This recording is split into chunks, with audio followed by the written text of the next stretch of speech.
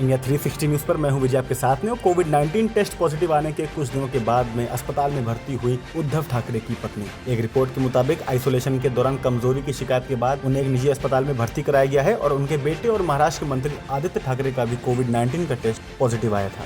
और उत्तराखंड के हरिद्वार के एक आश्रम में 32 लोगों के कोविड-19 संक्रमित पाए जाने के बाद प्रशासन ने 1 अप्रैल को कुंभ मेले के लिए संशोधित SOP जारी करने की घोषणा की है। कुंभ मेला के IG संजय गुंजियाल ने कहा है कि प्रवेश बिंदुओं पर बाहरी लोगों के दस्तावेजों की जांच की जाएगी और हालांकि स्थानीय लोगों के दस्तावेज जांच की आवश्यकता नहीं होगी। और इसी के साथ में उत्तराखंड के मुख्यमंत्री तीरथ सिंह रावत ने मंगलवार को कहा कि राज्य में बाहर से आने वाले यात्रियों को कोविड-19 की नेगेटिव रिपोर्ट दिखानी होगी। यह प्रतिबंध 1 अप्रैल से महाराष्ट्र, केरल, पंजाब, कर्नाटक, छत्तीसगढ़, मध्य प्रदेश, तमिलनाडु, गुजरात, हरियाणा, उत्तर प्रदेश, दिल्ली और राजस्थान से सड़क, ट्रेन और वायु मार्ग से आने वाले यात्रियों पर लागू की जाएगी।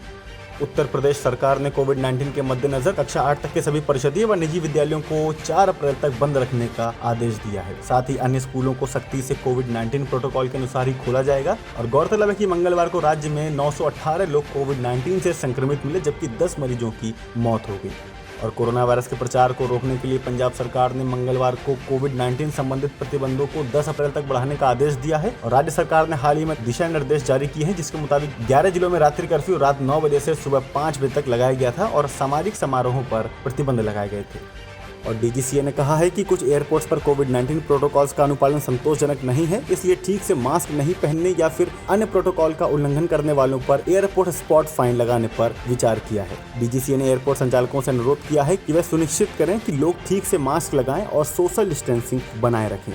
और केंद्रीय स्वास्थ्य मंत्रालय ने मंगलवार को कहा कि देश में हाल में कोविड-19 की स्थिति बद से बदतर हो गई है और यह गंभीर चिंता का कारण है। मंत्रालय ने राज्यों को RT-PCR टेस्ट करने, कोविड-19 पॉजिटिव मरीजों को तुरंत आइसोलेट, उनके संपर्क में आए लोगों का पता लगाने और स्वास्थ्य संबंधी संसाधन बढ़ाने का आदेश दिया है। और कोविड-19 के बढ़ते मामलों के मद्देनजर चंडीगढ़ प्रशासन ने 25 इलाकों को कंटेनमेंट जोन घोषित कर दिया है। इन इलाकों में सेक्टर 22 के करीब 3 इलाके शामिल हैं और चंडीगढ़ में अब तक कोविड-19 के 26,468 नए केस सामने आए हैं, जिनमें से 2,746 सक्रिय केस हैं। और आपको बता दें कि कोविड-19 से कुल 377 लोगों की मौत हो गई है। और इसी के साथ में अहमदाबाद, वडोदरा, सूरत और राजकोट में भी 15 अप्रैल तक रात्रि कर्फ्यू जारी रहेगा।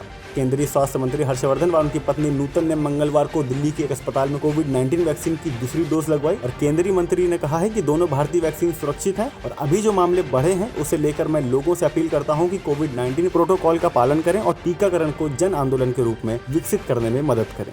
और इसी के साथ में बड़ी खबर, रेलवे ने आग के खिलाफ एहतियातन ट्रेन में सफर के दौरान यात्रियों द्वारा रात 11 बजे से अगली सुबह 5 बजे तक मोबाइल चार्जिंग पोर्ट्स के इस्तेमाल पर रोक लगाने का फैसला लिया है। और ये फैसला कुछ ट्रेनों में आग लगने की हालिया घटनाओं के बाद लिया गया है और पश्चिम रेलवे ने 16 मार्च से यही निर्देश लागू कर दिए हैं। और इसी के साथ में ब्राजील में बीते दिन 3,668 मौतें और यह एक दिन में जान गंवाने वालों का सबसे बड़ा आंकड़ा बताया गया है। ब्राजील में कोरोना संक्रमण के लगातार बढ़ते मामलों ने राष्ट्रपति जेयर बोल्सोनारो की मुसीबतें बढ़ा दी हैं और ताज़ा घटनाक्रम में देश के तीनों सेना प्रमुखों ने अपने पद से इस्तीफा दे दिया है। और एक दिन पहले ही राष्ट्रपति बोल्सोनारो ने रक्षा मंत्री और विदेश मंत्री समेत कुल 6 प्रमुख लोगों को उनके पदों से हटा दिया था। और इसी के साथ में अमेरिका के पूर्व राष्ट्रपति डोनाल्ड ट्रंप का कहना है कि वायरस वुहान की लैब से लीक हुआ है और WHO के एक्सपर्ट्स ने इस आशंका को खारिज किया है। और इसी के साथ में चीन ने कहा था कि वायरस का ओरिजिन उनके यहाँ नहीं था और बल्कि ये इंपोर्टेड फ्रोजन फूड के जरिए वहाँ पहुँचा है। और एक्सपर्ट ने इस संभावना से इनकार तो नहीं किया, लेकिन कहा है कि इसके आसार बहुत कम हैं। और इसी के साथ में केंद्रीय स्वास्थ्य सचिव राजेश भूषण ने बताया है कि देश में दिसंबर 2020 से अब तक 11,064 सैंपलों की जीनोम सीक्वेंसिंग में कोविड-19 807 UK, 47 दक्षिण अफ्रीकी और 1 ब्राजीलियाई वेरिएंट मिला है। सरकार ने कोविड-19 के सर्वाधिक सक्रिय मामलों वाले देश के 10 जिलों की सूची भी जारी की है, जिसमें पुणे, मुंबई और दिल्ली भी शामिल हैं।